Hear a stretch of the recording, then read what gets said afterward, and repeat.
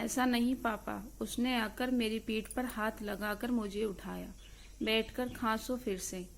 एकदम गुड़िया जैसी मेरी बिटिया एकदम मेरे पास बैठी थी, दीन दुनिया से बेखबर, कितनी मासूम। मेरा मन भर आया। मैंने उसका हाथ चूम लिया।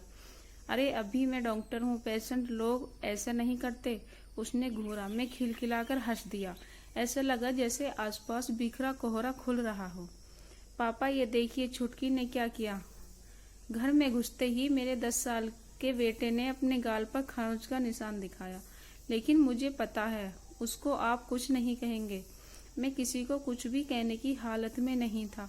ऑफिस में क्या बवाल चल रहा था। कल सुबह तक अगर रिपोर्ट तैयार नहीं हुई तो मुझे कितना बड़ा नुकसान हो सकता है। दिमाग में यही बात घूम रही थी। और इस बात के साथ दिमाग भी कहीं जा रहा हो क्या। पानी का गिलास लेकर आई पत्नी की साड़ी पर मैंने गौर किया। बताया तो था सुबह कीर्तन है मंदिर में। रिंकू जल्दी जैकेट पहन, बेटा छुट्टी घर पर ही है, देखिएगा उसको। गिलास लगभग मेरे हाथ में जबरन थमाते हुए वो बाहर की ओर दौड़ी। मन में एकदम से कुछ टूट गया। क्या मेरी शक्ल ऐसी है कि मैं परेशान हूँ तो भी सामान्य दिखता हूँ।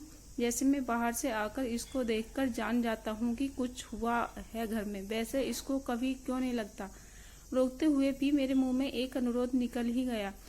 थोड़ा रुककर चली जाना, सर दर्द हो रहा है। शायद आखिरी शब्द बोलते बोलते मैं तकिए पर सिर टिकाकर आंखें बंद भी कर चुका था। ना तो मेरे अनुरोध पर गीता की प्रतिक्रिया ने देखा, ना देखने का मन था। बस मन में था कि गीता मेरे सिरहाने आकर बैठे और पूछे क्या हुआ, ऑफिस में कोई बात हो गई क्या। और मैं बिना जवाब दिए बस ये फिक्र महसूस करता रहूं, इसी पल में जीता रहूं। वो फिर से एक बार पूछे, सही सही बताइएगा, आपको मेरी कसम। और मैं उससे इस प्रेम में तृप्त होकर उसकी हथेली हाथ में लेकर कहूँ, बहुत दिनों से तुमने मेहंदी नहीं लगाई। अचानक कुछ आवाज सुनकर ऐसे मीठे विचारों की दुनिया से बाहर आकर आंखें खोली। गीता बगल वाली कुर्सी पर बैठी पर्स में कुछ ढूंढ रही थी। और बताओ दिन कैसा रहा। मुझे इसका जवाब नहीं, बदले में यही सुनना था कि आज तो सुनना ही था। आराम किया दिन भर, काम ही क्या है मेरे पास। नुकीली तीर जैसा ताना आकर सीधे मेरे दिल में लग गया। दिन भर घर के काम में खटो, फिर बच्चों के झगड़े सुलझाओ। ये लड़की 4 साल की भी हुई नहीं और गुस्सा देखा आपने कैसे नोचा है निंकू को। मैंने फिर से आंख बंद कर ली। मैं अगर इसी समय मर जाऊं तो किसको फर्क पड़ेगा। शायद किसी को भी नहीं। दिल में कुछ अजीब सा घुमड़ रहा था, आंखों तक भी पहुंच रहा था। मेरे अंदर और कुछ सुनने की शक्ति नहीं बची थी। निचुड़ रहा था मैं धीरे धीरे, हर बीतते पलों के साथ। सुन रहे हैं आप, डांटते ही नहीं इसको। आते समय फोन भी नहीं किया आपने। नींबू नहीं है घर में, अदरक भी मंगानी थी। मेरी तकलीफ से बेखबर गीता अपनी समस्याओं की गठरी खोलती जा रही थी। मेरे लिए माहौल असहनीय होता जा रहा था। वह मुश्किल आंखें खोलकर मैंने धीरे से कहा, तुम हो आओ मंदिर। जाते समय लाइट बंद कर जाना, सिर दर्द हो रहा है। कमरे में बहुत हल्की रोशनी का बल्ब जलाकर गीता चली गई। मैं अपने आप को उस बल्ब जैसा ही महसूस कर रहा था। धीरे धीरे टिमटिमाता हुआ न भी हो कमरे में तो कोई फर्क नहीं पड़ेगा। आंखें भरी हुई थी, आंसू बार बार लुढ़क कर कान तक आ रहे थे। डॉक्टर खेलेंगे। पता नहीं कब कहाँ से बिटिया एकदम से आकर सिरहाने खड़ी हो गई थी। मैंने शर्ट के आस्तीन से आंखें पोंछकर उसको ऊपर बिस्तर पर बिठाया। बिना मेरी स्वीकृति की प्रतीक्षा किए वो तल्लीन से डॉटर खेल का सामान बैग से निकाल रही थी। मैंने लेटे लेटे उसको देखता रहा चुपचाप। अब न पापा आप ऐसे कर तो। उसने स्टेथोस्कोप लगाते हुए खांसकर बताया, ओह ये डॉक्टर खेल रही है। अच्छा, मैंने खांसने की कोशिश की। ऐसे नहीं पापा। उसने आकर मेरी पीठ पर हाथ रखकर मुझे उठाया। बैठकर खांसो फिर से। एकदम गुड़िया जैसी मेरी बिटिया एकदम मेरे पास बैठी थी, दीन दुखिया से बेखबर, कितनी मासूम। मेरा मन भर आया।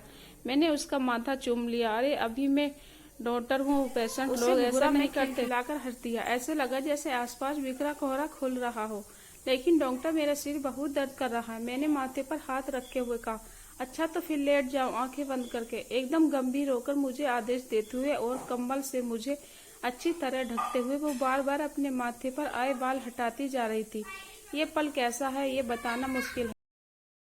बस कुछ ऐसा कि उस छोटे से बल्ब से भी कमरे में रोशनी बढ़ती जा रही थी। ये वाली दवा अभी पीनी है, कड़वी है। एक छोटी सी प्लास्टिक की शीशी मेरे मुंह में लगाकर उसने वापस सामान में रख दी। मैंने देखा उसके सामान में एक ट्यूब जैसी भी थी। मैंने पूरा अभिनय करते हुए कहा, डॉक्टर ये भी लगा दीजिए मेरे माथे पर प्लीज। अच्छा ठीक है। फिर बता नहीं क्या क्या सामान उठाकर दाएं बाएं रखकर मेरे सिरहाने आकर बैठ गई। थोड़ी देर में छोटे छोटे नाजुक हाथ मेरे माथों को सहला रहे थे। मेरी आंखें बंद थीं, लेकिन मुझे वो दिख रही थी।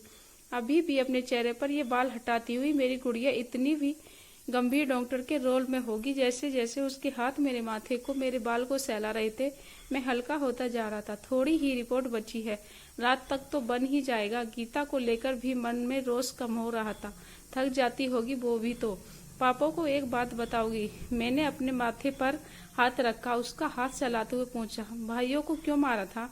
पापा, मारा नहीं था पापा, नोचा था, भोला भाला एक जवाब। मैं आंखें बंद किए हुए मुस्कुरा दिया। तो क्यों किया था ऐसा?